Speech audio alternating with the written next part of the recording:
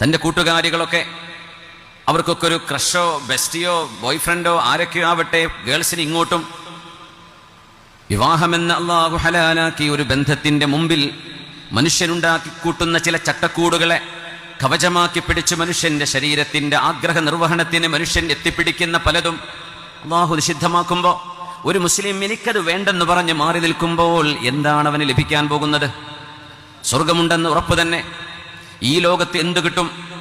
ആ ചോദ്യത്തിന് മറുപടിയാണ് സൂറത്തുൻ നഹ്ലിൽ അള്ളാഹു നമ്മളോട് പറയുന്ന ഈ ആയത്ത്.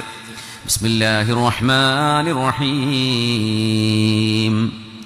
മൻ അമില സാലിഹൻ മിൻ ദക്കരിൻ ഔ ഉൻസാ വഹുവ മുഅ്മിൻ. സത്യവിശ്വാസിയായി സൽക്കർമ്മം അനുഷ്ഠിക്കുന്ന ഒരാണും പെണ്ണും, ഒരാൺകുട്ടിയും ഒരു പെൺകുട്ടിയും, ഒരു യുവാവും ഒരു യുവതിയും,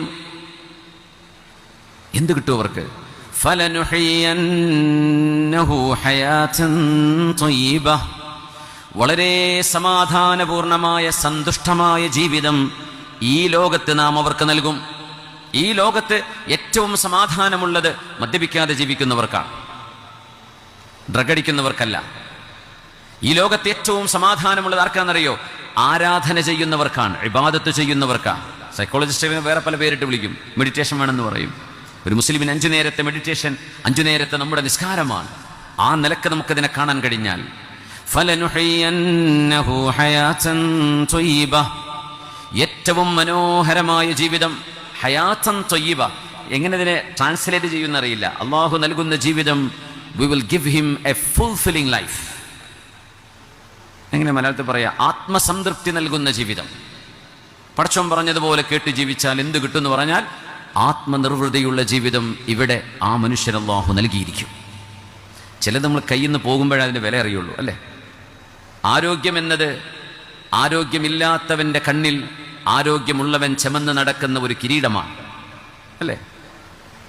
എത്ര കോടീശ്വരനാണെങ്കിലും 2 കിഡ്നിയും ഫെയിലിയറായിട്ട് ട്യൂമർ വന്നിട്ടോ അല്ലാതെയോ ഇനി ഒരു മരണത്തിലേക്കാണ് ഞാൻ നീങ്ങുന്നത് എന്ന് കാണുമ്പോൾ താൻ കിടക്കുന്ന ICU എന്ത് യൂണിറ്റായിരിക്കട്ടെ അവിടെ കിടക്കുമ്പോൾ അവിടെ തൂത്തുവാരുന്ന ഒരു പെണ്ണിൻ്റെ ആരോഗ്യം എനിക്ക് തിരിച്ചു കിട്ടിയിരുന്നെങ്കിൽ എൻ്റെ സമ്പത്ത് മുഴുവൻ കൊടുത്ത് ഞാനത് വാങ്ങിക്കുമായിരുന്നു എന്ന് മനുഷ്യൻ കൊതിച്ചു പോകുന്ന നേരമുണ്ട്.